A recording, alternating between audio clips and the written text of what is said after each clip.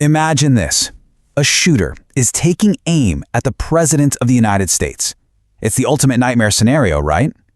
It is the exact fraction of a second the Secret Service has trained for their entire careers. Because what happens in the next few moments will literally decide the course of history.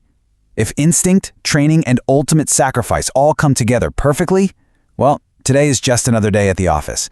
But if they fail, the stability of American democracy is shaken to its very core. The crucible evolution of the Secret Service. So in this explainer, we're unpacking exactly how this modern zero-fail machine actually operates. We tend to think of these agents as this flawless, impenetrable shield. But what's truly fascinating is that this massive, hyper-sophisticated operation wasn't built in a vacuum. It was forged in the fires of intense historical tragedies, terrifying near misses, and excruciatingly hard lessons. Lessons that ultimately protect the stability of the world you and I live in every single day.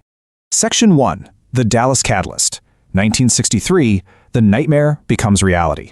To really grasp how we got to today's incredible security apparatus, we've got to go back to November 1963, to Fort Worth, Texas. The contrast between back then and today is honestly staggering.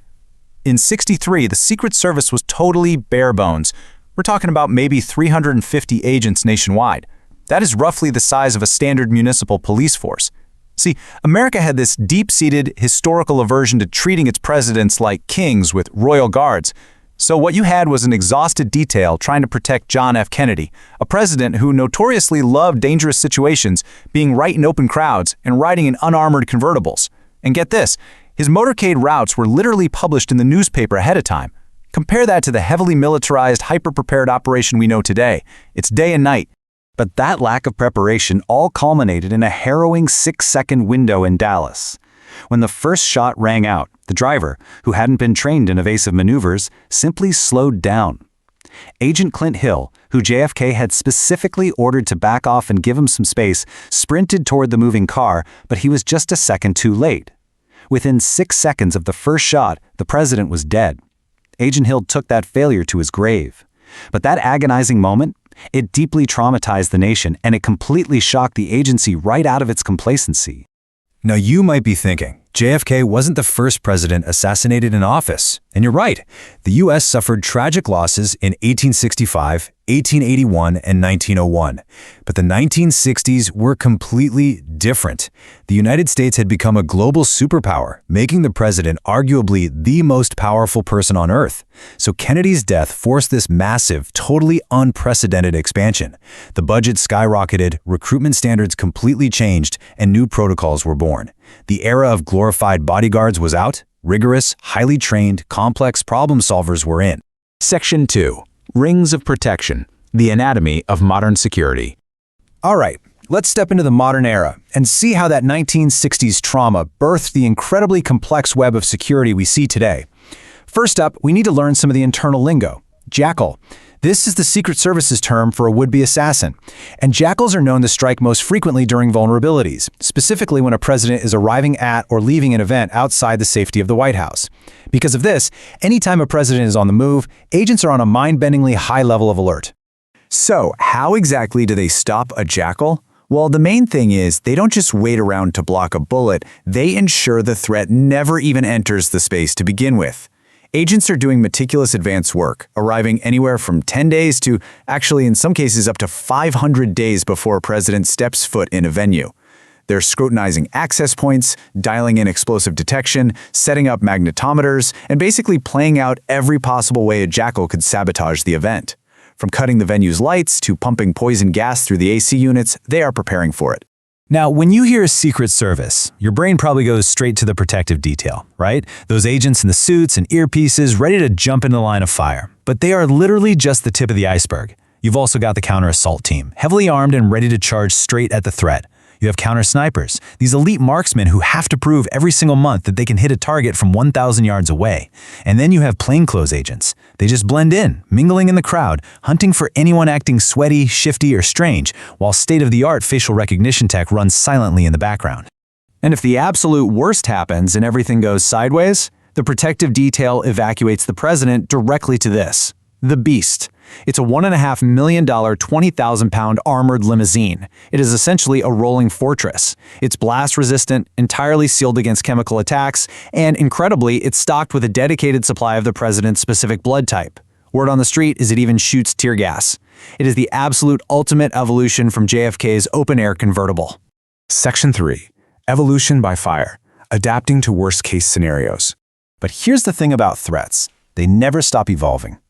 Let's look at how this system kept getting violently tested and refined over the decades. In 1981, the entire system was put to the test by an aimless drifter named John Hinckley Jr. He had developed this dangerous obsession with the actress Jodie Foster after seeing her in the movie Taxi Driver. Believing that pulling off a massive assassination would somehow win her affection, he wrote her this incredibly chilling note right before his attack. "You'll be proud of me, Jodie. Millions of Americans will love me." He then waited right outside a DC hotel, armed with devastating, exploding bullets, and opened fire on President Ronald Reagan. It was absolute chaos. In a fraction of a second, Agent Tim McCarthy reacted purely on instinct. He literally spread out his arms, hurled his own body directly in front of the president, and took a bullet squarely in the torso. Reagan was hit by a ricochet, but thankfully survived. The aftermath of 1981 fundamentally completely shifted the agency's playbook. It turned out the FBI actually knew about a prior arrest of Hinckley, but they deemed it too minor to even share. Big mistake. So the Secret Service mandated much better intel sharing. They instituted mandatory metal detectors at all events, created a rock-solid rule that agents must always stick to the president during a crisis, and they built a highly sophisticated 3-tier threat classification system. And that threat system?